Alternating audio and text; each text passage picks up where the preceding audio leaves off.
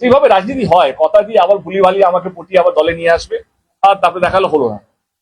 আমি Ghatal master plan করতে পারছিলাম না বলেই আমি 2024-এ রিজাইন করেছিলাম, আপনারা সবাই জানেন, এবং পার্লামেন্টের লাস্ট বক্তৃতাও তাই রেখেছিলাম। আমার প্রথম বক্তৃতাও ছিল ঘাটাল মাস্টার প্ল্যান নিয়ে, যেটা বাংলায় বলেছিলাম, এবং যেদিন শেষ কথা রেখেছিলাম পার্লামেন্টে সেটাও কিন্তু ঘাটাল মাস্টার প্ল্যান নিয়ে রেখেছিলাম, এবং দিদিকে সাফ সাফ বলেছিলাম আর ক্যান্ডিডেট হব না, আমি বিদায় চাইছি। অভিষেক এবং দিদি আমাকে ডেকেছিলেন এবং তারা বলেছেন তুমি কি চাও। আমি মিথ্যে কথা বলতে পারবো না ঘাটাল মাস্টার প্ল্যান নিয়ে। তখনই দিদি বলে, অভিষেকও বলে, যে ঘাটাল মাস্টার প্ল্যান যদি রাজ্য সরকার করে। আমি তখন বলেছিলাম যে আমার মনে হয় এটা যেভাবে রাজনীতি হয়, কথা দিয়ে আবার ভুলি ভালিয়ে আমাকে পটিয়ে আবার দলে নিয়ে আসবে, আর তারপরে দেখালো হলো না।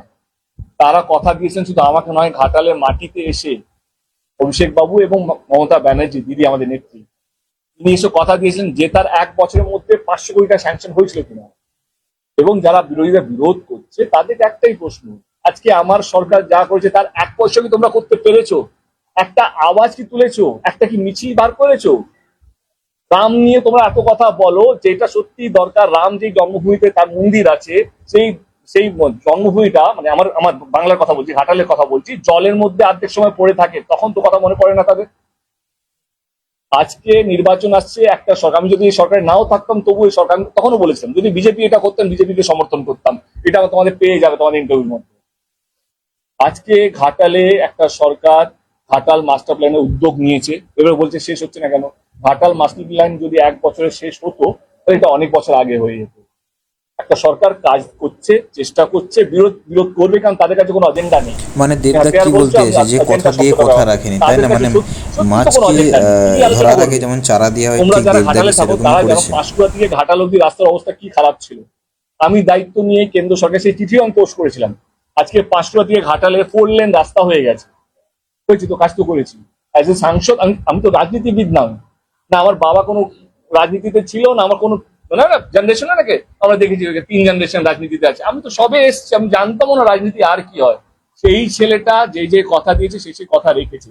আমি তোমাদের মাধ্যমে একটাই কথা বলতে চাই, ঘাটাল বিধানসভা আমরা গতবার হেরেছি, আমরা বুঝেছি আমরা কেন হেরেছি, এবং দল সিদ্ধান্ত নিয়েছে একজন নতুন একজন প্রার্থী, যা তিনি অফকোর্স আমাদের সভাপতি এখানকার, কিন্তু এমন নাকি বিশাল বড় একটা নাম এমন কিছু, একজন সাধারণ মহিলাকে প্রতিনিধি বানিয়েছে, ক্যান্ডিডেটের সিট দিয়েছে শ্যামলী সরকার, শ্যামলী দিকে।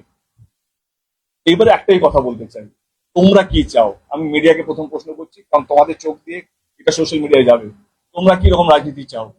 যারা প্রতিশ্রুতি ললিপপ দিয়ে প্রত্যেকবার ইলেকশন আগে বলে ঘাটাল মাস্টার হবে হবে হবে, যদি ভোট দাও ভোট দাও, ভোটটা তো শুনেছো, তোমরা সবাই শুনেছো। যারা বয়স 80 বছর হয়ে তারাও শুনেছে তাদের মানে স্বাধীনতা পর, কিন্তু একটা সরকার এসে কাজটা করে নিল, হঠাৎ করে নিল।